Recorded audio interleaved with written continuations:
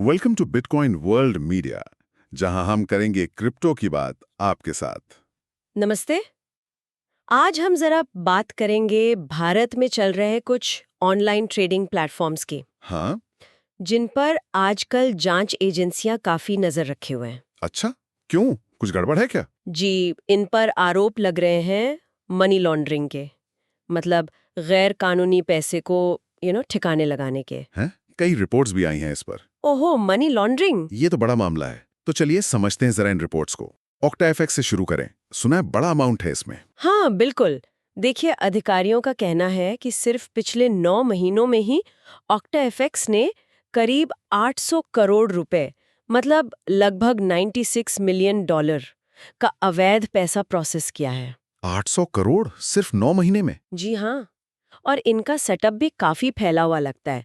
Promoters रूस में बैठे हैं, टेक्निकल टीम जॉर्जिया में है। अच्छा। हाँ, और भारत का जो ऑपरेशन है वो दुबई से चल रहा है, सर्वर कहीं बार्सिलोना में है। अरे ये तो पूरा ग्लोबल नेटवर्क लग रहा है। गलत काम के लिए तो ईडी मतलब प्रवर्तन निदेशालय जांच कर रही होगी इसकी। जी बिल्कुल। ईडी इसी बात की तह तक जा रही है कि ये प्लेटफॉर्म कैसे जुर्म से कमाए पैसे को डिजिटल संपत्ति में, जैसे क्रिप्टो वगैरह में, बदल कर देश से बाहर भेज रहा था।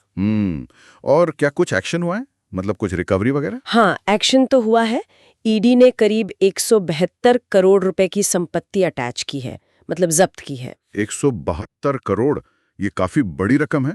किस तरह की संपत्ति है ये? इसमें काफी कुछ शामिल है, जैसे भारत और स्पेन में प्रॉपर्टीज हैं, एक यॉट, एक विला स्पेन में। यॉट और विला भी? जी। फिर बैंक खातों में करीब 36 करोड़ रुपए मिले हैं, लगभग 39,000 यूएसडीटी भी हैं।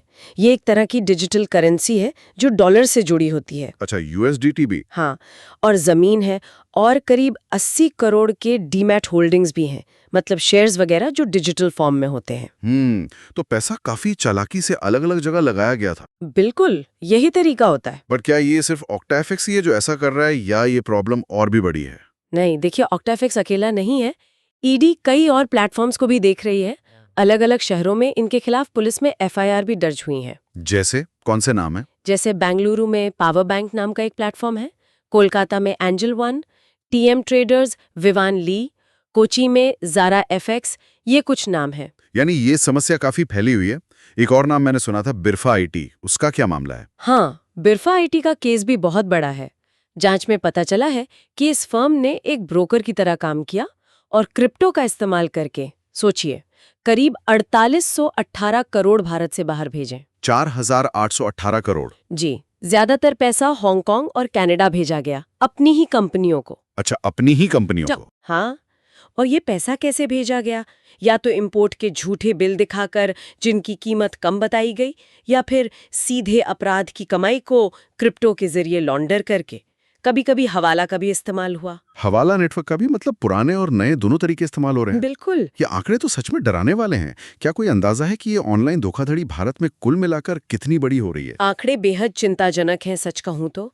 अधिकारियों के मुताबिक सिर्फ इसी साल 2024 में भारतीयों ने लगभग 36.4 लाख बार वित्तीय धोखाधड़ी का शिकार होकर 36 लाख से ज्यादा बार? हाँ, और कुल मिलाकर 22,800 करोड़ रुपए से ज्यादा गंवा दिए हैं। 22,800 करोड़, ये तो बहुत ही ज्यादा है। पिछले साल के मुकाबले कितना है ये? अगर आप 2023 से तुलना करें तो पिछले साल ये नुकसान करीब 7,465 करोड़ था। तो ये आप समझ लीजिए लगभग 206% की बढ़ोतरी है। 206%? अरे बाप रे! मतलब ये फ्रॉड बहुत तेजी से बढ़ रहा है। जी, बहुत तेजी से। विदेश में बैठे होते हैं, जैसे लाओस, हांगकांग, थाईलैंड, वहां से पूरा ऑपरेशन चलाते हैं। अच्छा, बाहर से? हाँ, फिर वो नकली दस्तावेजों के जरिए भारत में फर्जी कंपनियां बनाते हैं, जिन्हें हम शेल कंपनी कहते हैं। शेल कंपनियां? फिर यहीं भारत के लोगों को नौकरी पर रखते हैं और उनसे अलग अलग तरह के फ्रॉड करवाते हैं। किस तरह के फ्रॉड? क्या करते हैं लोग? कई तरह के झांसे देते हैं। जैसे किसी बड़ी कंपनी का आईपीओ आने वाला है तो उसमें शेयर दिलाने का झूठा वादा कर दिया, या स्टॉक मार्केट में बहुत ऊंचे रिटर्न का लालच दे दिया। और कभी कभी तो हद ही कर देते हैं, लोगों को डराने के लिए फर्जी डिजिटल गिरफ्तारी का नाटक करते हैं और पैसे ऐंठते हैं। फर्जी डिजिटल गिरफ्तारी? ये क्या नया तरीका है? जी। और फिर जो पैसा इस धोखाधड़ी से आता है हाँ, उसका क्या होता? वो पहले इन फर्जी कंपनियों के खातों में जमा होता है, फिर उसे फटाफट डिजिटल संपत्ति जैसे क्रिप्टो में बदल दिया जाता है। क्रिप्टो में? हाँ, और फिर अक्सर नकली इंपोर्ट बिल्स वगैरह दिखाकर विदेश भेज दिया जाता है, और कभी-कभी तो हवाला के जरिए भी। और आपने कहा था कुछ पैसा वापस भी आता है। हाँ, ये भी दिलचस्प है।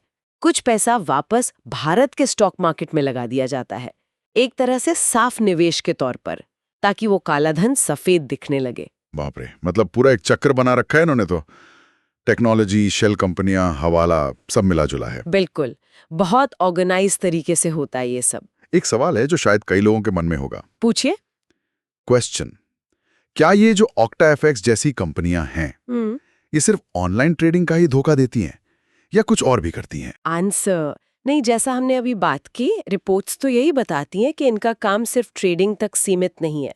ये नकली आईपीओ अलॉटमेंट का झांसा देना, स्टॉक मार्केट में झूठे वादे करना और वो फर्जी डिजिटल गिरफ्तारी जैसी चीजें भी करते हैं। असल में इनका मुख्य काम तो गलत तरीके से कमाए पैसे को किसी तरह डिजिटल संपत्ति में बदलकर देश के बाहर भेजना है। समझ गया। तो मतलब ट्रेडिंग तो बस एक बहाना हो सकता है। हाँ, कह सकते हैं। तो फिर एक आखिरी सवाल मन में आता है, जब इतना सारा पैसा इतनी आसानी से डिजिटल तरीकों से देश के बाहर जा रहा है, तो एक आम इंसान, एक आम निवेशक खुद को इन ऑनलाइन धोखों से कैसे बचा सकता है? ये सोचने वाली बात है। बिल्कुल, जागरूकता बहुत जरूरी है। डेली न्यूज की जानकारी के लिए हमारे चैनल को सब्सक्राइब कर लें। जल्दी मिलते हैं एक नए टॉपिक के साथ। धन्यवाद। धन्यवाद।